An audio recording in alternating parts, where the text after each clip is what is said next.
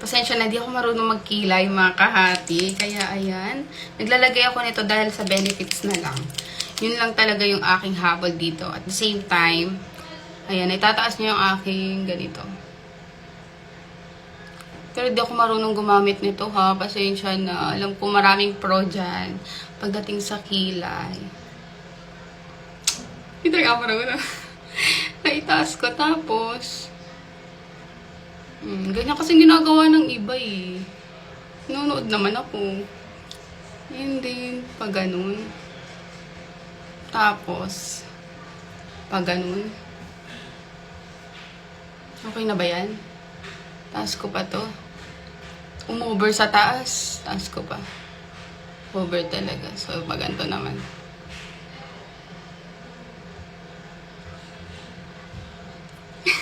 Parang ang kapal na kilay ko. Wala akong nilagay dyan ah. Ito lang talaga. Meron pala siyang castor oil at iba pang mga vitamins. Kasi kasama din siya sa skincare product ng Gorgeous Glow. So, yun lang. Magsasanay muna ako. Hindi pa ako masyado marunong.